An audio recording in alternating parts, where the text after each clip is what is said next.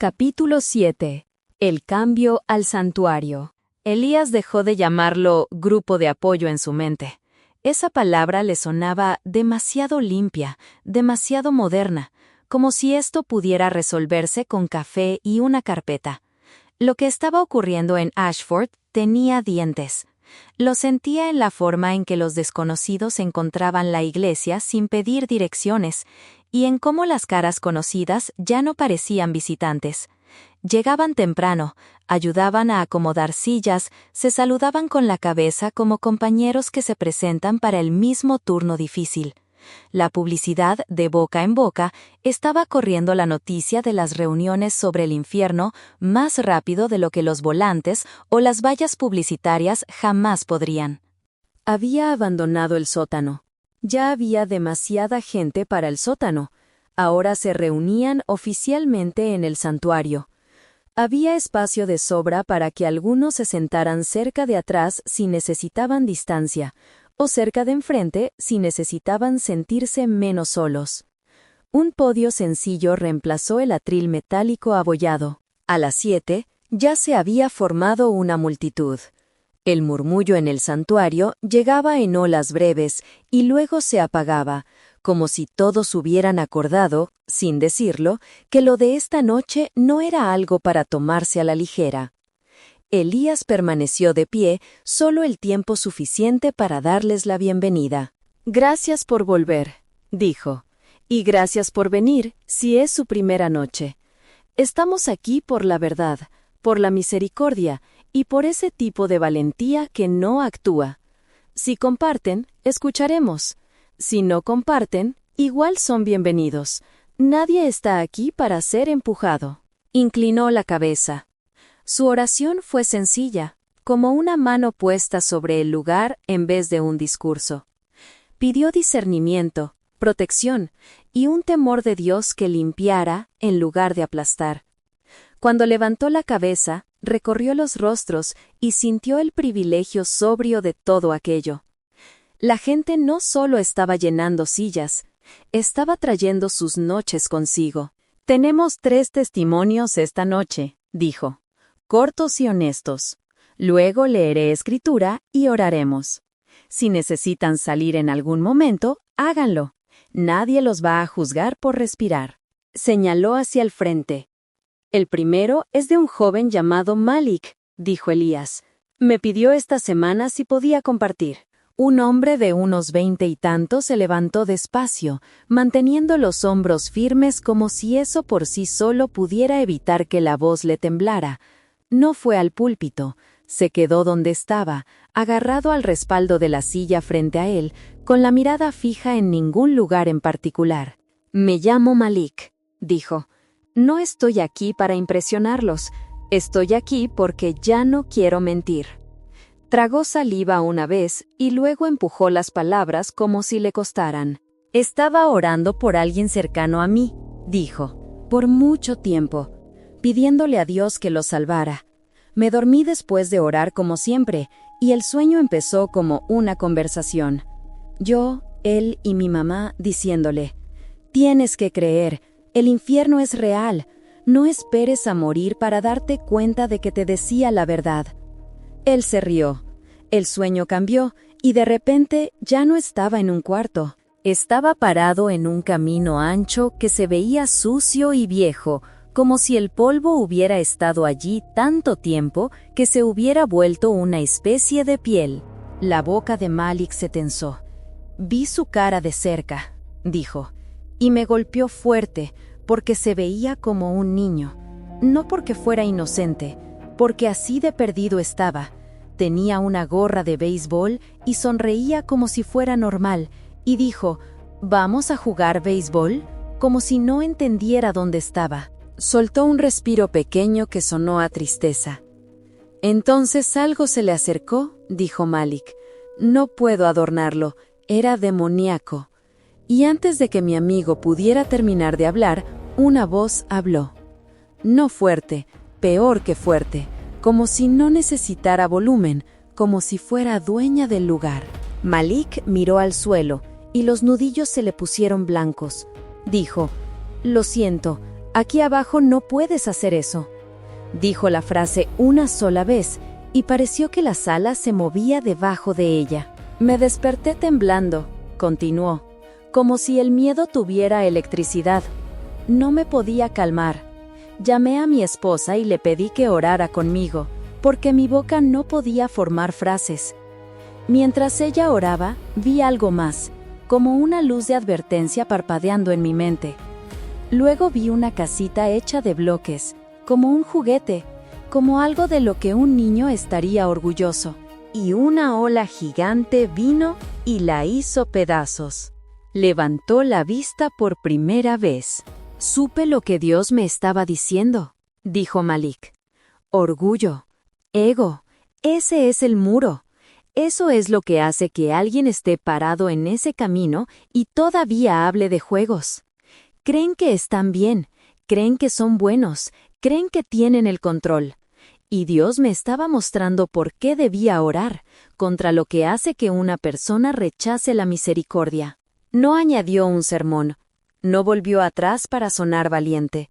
Solo asintió una vez, como si dejara algo pesado. Eso es todo, dijo en voz baja. Sigo orando. Elías dejó que el silencio hiciera su trabajo. No se apresuró a interpretar lo que Malik había visto. Algunas cosas no necesitaban comentario, necesitaban espacio. Cuando el murmullo volvió, pequeño y cuidadoso, Elías asintió, y su voz se suavizó. «Gracias», dijo. Eso requirió valentía.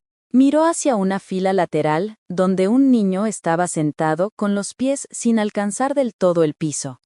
El niño había llegado con una mujer mayor y un hombre que parecía no haber dormido en días, pero la mirada del niño había permanecido clavada en Elías desde que entró. No era asombro de ojos muy abiertos, ni aburrimiento, era atención, como cuando un niño mira a un adulto abrir una puerta. Elías le había preguntado el nombre antes, en voz baja, y el niño se lo había dicho con la seriedad de alguien que ofrece un juramento. «Ahora sigue Maika», dijo Elías. Maika es joven, pero pidió compartir, y su familia estuvo de acuerdo. Vamos a escuchar cómo quisiéramos que los adultos escucharan a nuestros propios hijos. Maika se levantó. Tendría alrededor de 11 años, de huesos finos, el cabello cortado disparejo como si alguien lo hubiera intentado en casa. Su acento era leve pero evidente. No era local, sus padres venían de otro lugar, y él cargaba un rastro de eso en ciertas vocales. Caminó hacia el atril, puso las dos manos en el borde y miró el piso gastado como si estuviera leyendo de la memoria. «Me llamo Maika», dijo. «Dios me advirtió en un sueño sobre el cielo y el infierno. Me mostró que si yo no cambiaba, iba a ir al infierno». Habló con claridad, sin teatralidad, como hablan los niños cuando están decididos a no ser descartados. «En el sueño yo me morí», dijo, «y luego Dios me llevó primero al cielo. El cielo era hermoso, no lo puedo describir bien, pero había 3 lugares. Un lugar era como un campo grande y verde con animales y gente feliz. El segundo lugar era como un pueblo, pero se sentía triste, como que la gente estaba ahí y no tenía casas. El tercer lugar era el mejor. Había casas gigantes, más grandes que edificios que uno ve en las noticias». Maika frunció el ceño, buscando las palabras correctas. «Vi casas para mi familia allí», dijo, «y vi mi casa también». Hizo una pausa, y su voz se ablandó. «Mi casa no era grande», dijo. «Tenía solo una cama y una pared, y me sentí triste. No porque Dios fuera malo, porque entendí algo. Entendí que yo estaba desperdiciando mi vida». Algunos adultos se movieron, no en desacuerdo, sino como si esa frase les hubiera tocado algo sensible. «Luego Dios me mostró el infierno», continuó Maika, y sus manos pequeñas se apretaron en el atril. «El infierno era horrible, estaba oscuro, había gusanos e insectos comiéndose a la gente. La gente se moría y luego volvía y se la comían otra vez. También había un pozo de fuego. Era tan caliente. Y tú lo puedes sentir. No eres como un fantasma. Todavía sientes. Levantó la vista al fin. En el cielo, la gente puede moverse rápido, dijo, como que pueden ir a cualquier lugar donde Dios los deje ir. Pero el infierno está atrapado. Tomó aire, y la última parte le salió como confesión, no como acusación. Antes, yo jugaba videojuegos todo el día, dijo Maika. Veía videos todo el día. No quería orar. Pero después de ese sueño, es más fácil para mí orar. Mi vida cambió. No quiero seguir haciendo lo mismo y fingir que no importa. La voz le tembló una sola vez, y se sostuvo. Eso es todo, dijo. Gracias. Elías no aplaudió. La sala no necesitaba aplausos, necesitaba ternura.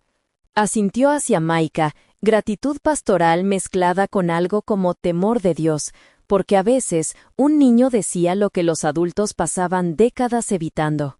Gracias, Maika, dijo Elías. Lo hiciste muy bien. Se sentó de nuevo, con las manos sobre su Biblia, y volvió la mirada hacia el tercer orador. El hombre mayor se había presentado antes, en voz baja, como si los nombres importaran menos que los hechos.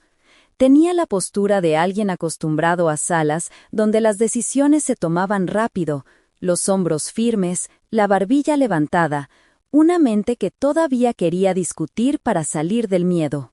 Le había preguntado a Elías 2 veces, con mucha calma, si alguien podría salir si empezaba a entrar en pánico. Elías le había dicho que sí. Ahora sigue el profesor Nathan Harrow, dijo Elías. Después de él, le pedí a alguien que comparta un tipo distinto de testimonio. El profesor Harrow enseñaba arte en una universidad y vino esta noche porque no quiere que nadie confunda la misericordia con un mito.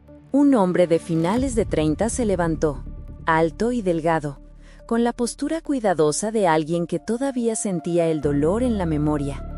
Se quedó donde estaba, una mano apoyada en el banco de enfrente, la otra colgando a su lado como si no supiera qué hacer. Cuando habló, su voz traía la calma directa de un hombre que ya había probado la incredulidad y la había encontrado inútil. Yo tenía 38, dijo. Era profesor universitario. Enseñaba arte. Estaba viajando por Europa con un grupo de estudiantes y mi esposa. Acabábamos de terminar un tour de 3 semanas. El penúltimo día estábamos en París. A las 11 de la mañana se me perforó el estómago. Tragó saliva una vez. El dolor fue el más agudo que he experimentado en mi vida. Me tiró al suelo. Yo me retorcía, pateaba, gemía, gritaba.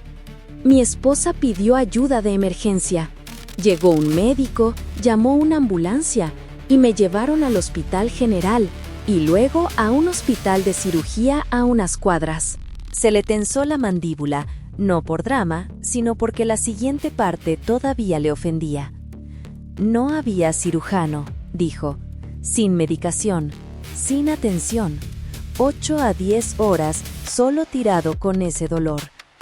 Como a las 8:30 de la noche, una enfermera entró y me dijo que lo sentían, que no podían conseguir un doctor, que traerían uno al día siguiente. Miró a las filas. Cuando ella dijo eso, supe que se había acabado. Supe que no iba a salir de ese hospital con vida. Y me aterrorizó porque, hasta donde yo sabía, yo era ateo. Vivía para cualquier gratificación que pudiera sacar del momento. Morir más significaba el fin, nada más.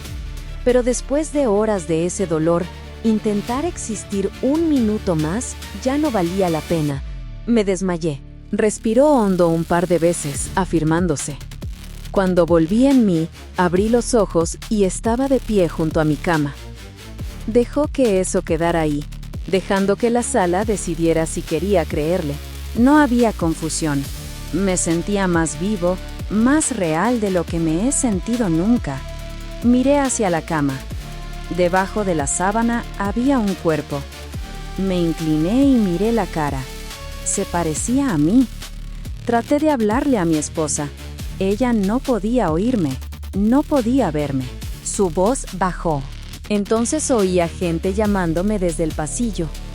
Voces suaves y gentiles al principio. Dijeron: «Nathan, tienes que venir con nosotros ahora, rápido». Me paré en la puerta. El pasillo estaba gris y húmedo, no claro, no oscuro, solo gris. Había hombres y mujeres ahí, con lo que parecía uniformes de hospital. Sus ojos se fijaron en un punto más allá de las paredes del santuario. Mientras caminábamos, se ponía más y más oscuro. Se quedaban alrededor de mí, empujándome. Y su dulzura se volteó. Se volvieron hostiles. «Apúrate, sigue caminando, deja de preguntar, cállate».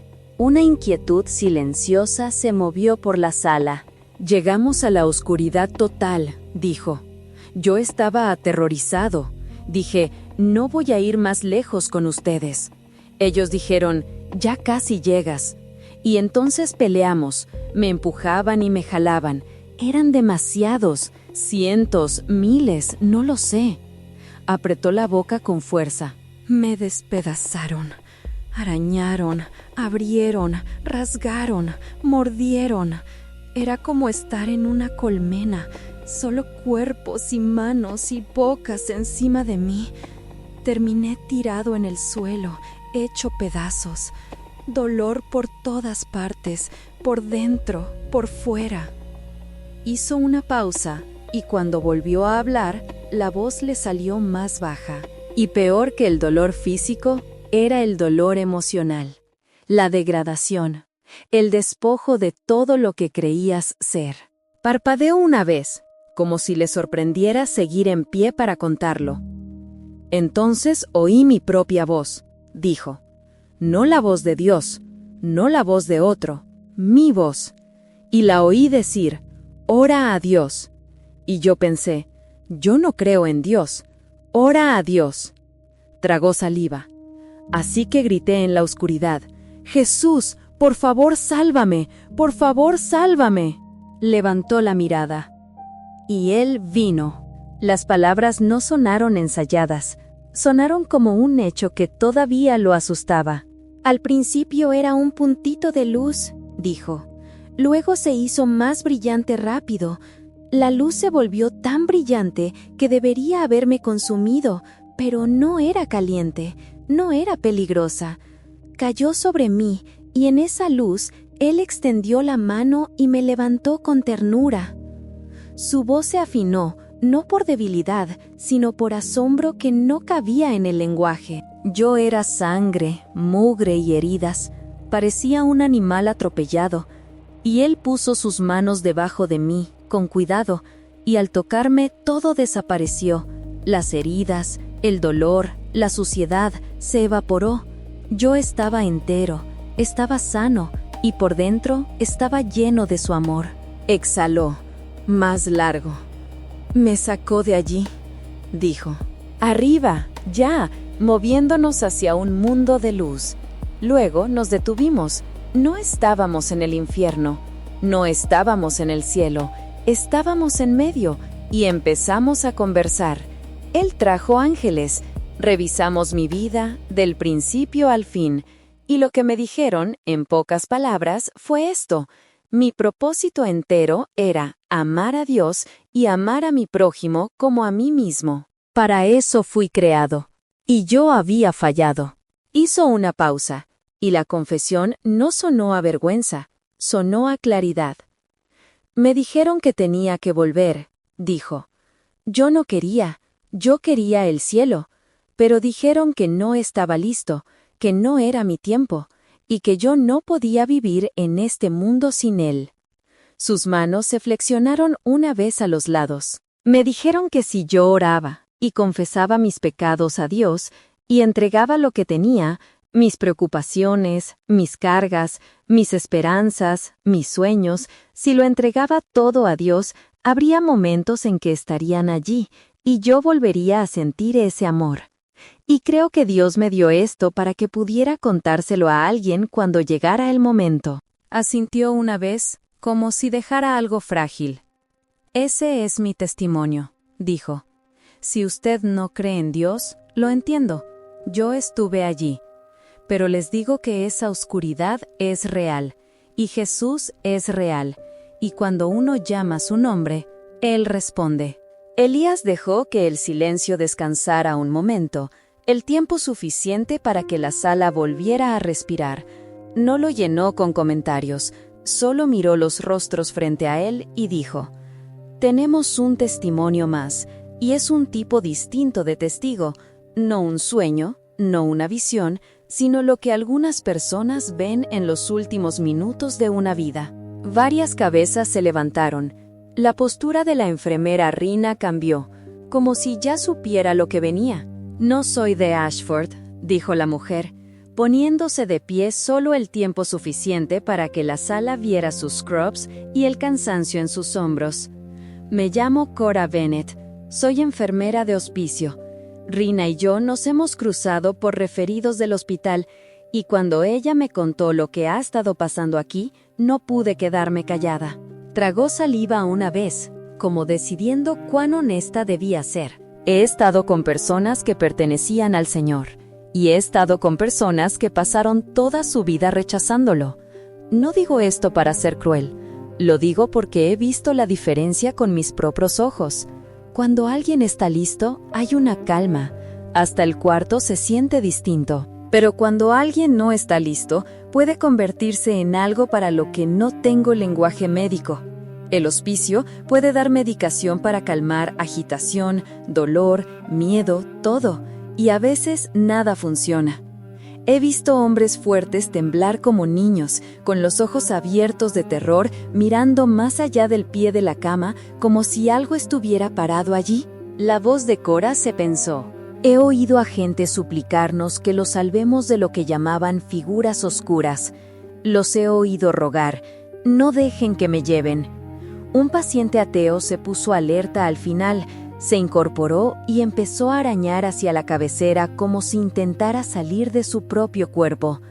Lo gritaba una y otra vez, no dejen que me lleven, no dejen que me lleven. Y luego murió. Otra mujer se sentó aterrorizada y dijo: «El diablo está aquí, viene por mí».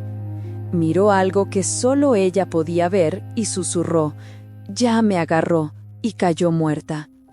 He visto el rostro de un hombre quedarse torcido en horror absoluto aún después de haberse ido, como si dejara este mundo con un grito silencioso.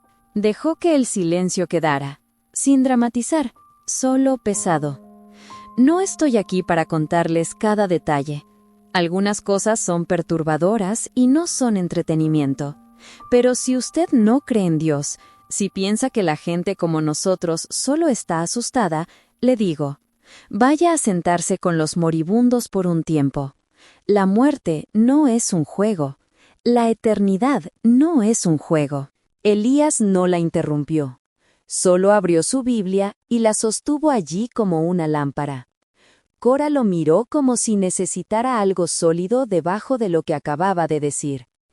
La Escritura dice que está establecido que el hombre muera una sola vez, y después el juicio, dijo en voz baja. Y también dice que todos hemos pecado y estamos destituidos. He visto a personas llegar a los últimos minutos de su vida aferradas al orgullo, aferradas a la distracción, aferradas a «yo estoy bien».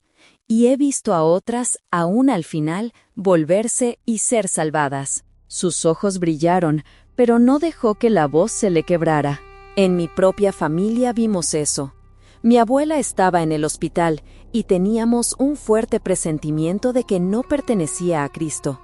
2 semanas después de estar orando, empezó a gritar por las llamas alrededor de su cama. Entramos y le compartimos el Evangelio, y a los 95 años recibió a Jesús. 2 meses después murió, y no fue como las otras muertes. Fue paz. Por eso estoy aquí, no para aterrorizarlo, sino para decirle que hay esperanza, aún tarde, si usted se vuelve. Se sentó con cuidado, como si hubiera dejado algo quebradizo en el piso frente a ellos. Por un momento, nadie se movió. Elías no rompió el silencio con relleno. Lo dejó allí como una cerca, una frontera que nadie quería probar. Elías dejó que el silencio se asentara y luego dijo: «Antes de orar, si alguien vino esta noche cargando con algo que necesita decir, no voy a apurarnos. Vamos a hacer espacio». Entonces, 2 filas más atrás, un hombre mayor se inclinó hacia adelante como si una frase lo hubiera alcanzado y tirado de él. Elías lo vio con claridad ahora: cabello plateado, traje gastado, manos de alguien que había trabajado de verdad. El hombre levantó un dedo apenas, no exigiendo el piso, solo preguntando si había lugar para una verdad más. Elías asintió. «Adelante, señor». «Me llamo Calvin Rowe», dijo, con una voz firme y suave de campo. «Yo nací de nuevo en una cama de enfermedad cuando era muchacho, mucho antes de que cualquiera de nosotros tuviera palabras para experiencias como estas.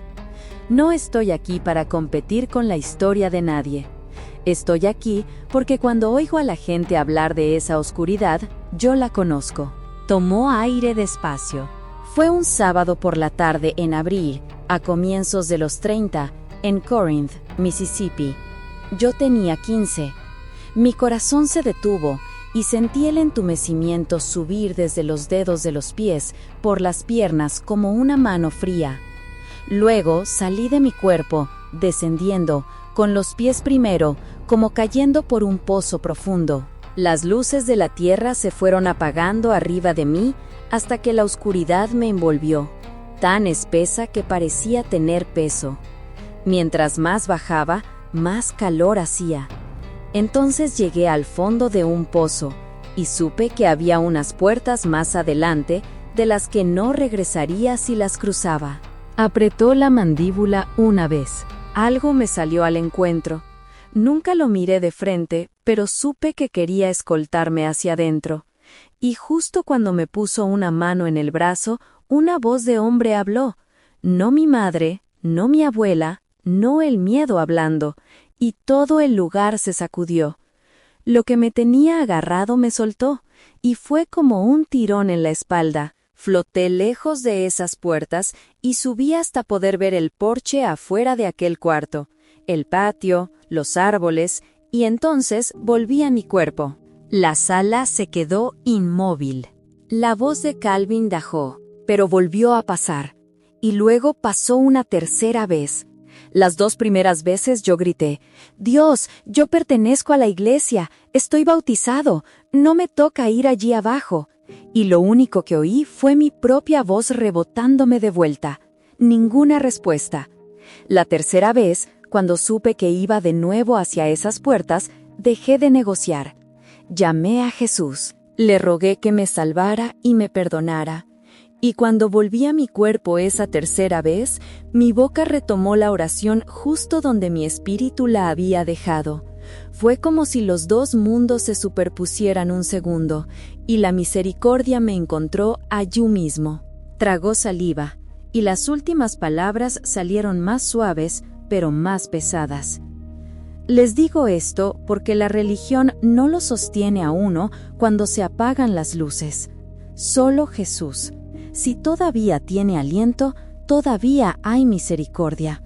No la desperdicie. Por un instante, nadie se movió. No porque no supieran qué decir, sino porque decir algo parecía demasiado pequeño. Entonces Elías se puso de pie, Biblia abierta, y leyó sin alzar la voz. Jesús dijo: ¿De qué le aprovechará al hombre si ganare todo el mundo y perdiere su alma? Elías dejó que las palabras se asentaran y luego pasó la página. Y él dijo: Si no os arrepentís, todos pereceréis igualmente. Miró a las filas, sin buscar lágrimas, sin exigir pruebas. No voy a pedirle a nadie que actúe el miedo, dijo, pero sí voy a pedir honestidad. Si el orgullo es el muro para usted, Dios puede romperlo. Si la distracción es la cadena para usted, Dios puede cortarla. Si usted ha estado entrando y saliendo del terror y no sabe por qué, Dios puede encontrarlo antes de que cruce una línea que ya no se puede descruzar. Bajó la mirada a su Biblia un momento y luego la levantó otra vez. «Vamos a orar», dijo Elías. «Y después, si necesitan hacer preguntas reales, no argumentos, vamos a hacer espacio. No estamos haciendo esto como un espectáculo, lo estamos haciendo como pastoreo. Algunos de ustedes nunca han tenido permiso de preguntar lo que les da miedo preguntar». Varias cabezas se alzaron, incluso las de los que habían venido a la defensiva. «Y una cosa más», añadió, «el domingo viene. Si usted ha estado sentado en la oscuridad toda la semana y solo respira aquí los viernes, quiero que venga al servicio. No porque asistir a la iglesia le gane algo, porque usted necesita más que una noche de ayuda. Necesita la palabra de Dios a la luz del día y la presencia de creyentes cuando su mente intente arrastrarlo de vuelta al pozo». No prometió seguridad, prometió dirección. «Oremos ahora», dijo Elías, y volvió a sentarse entre ellos. La oración no fue fuerte. No lo necesitaba. Se movió fila por fila como una mano pasando sobre frentes con fiebre. Elías pidió arrepentimiento sin humillación, liberación sin teatralidad, protección sobre mentes que habían aprendido a temer la hora de dormir. Pidió por familias, por niños, por los tercos y los orgullosos, por los que todavía creían que estaban bien. Pidió a Dios que hiciera lo que ninguna persuasión humana podía hacer, que la verdad pesara más que la negación. Cuando terminó, la sala no se vació rápido. La gente se quedó en pequeños grupos, hablando en medias voces, como si no quisieran despertar algo. Algunos se acercaron a Elías, no para confesarlo todo, solo para preguntar, ¿puedo hablar con usted después? ¿Y a qué hora es el servicio del domingo? ¿Y qué hago si no puedo dormir? Y no sé qué es lo que ustedes traen ahí dentro, pero sí sé esto. Mi espalda no ha dejado de hormiguear desde el segundo testimonio. Elías respondió lo que pudo, y cuando no pudo, prometió presencia en vez de soluciones. Más tarde, cuando los bancos estaban vacíos y el santuario volvió a verse normal otra vez, por un momento, Elías se quedó solo con su Biblia aún abierta, el pulgar presionando el papel delgado como si pudiera sostener a todo el pueblo allí con solo intentarlo. 3 testimonios, 3 puertas distintas hacia la misma advertencia. Exhaló despacio. La próxima semana, pensó, vamos a dejar que pregunten. Vamos a dejar de fingir que las preguntas son falta de respeto cuando en realidad son dolor buscando dónde caer. Luego apagó las luces y subió las escaleras, cargando el peso de las noches de Ashford como un hombre carga a un niño, con cuidado, porque soltarlo sería impensable.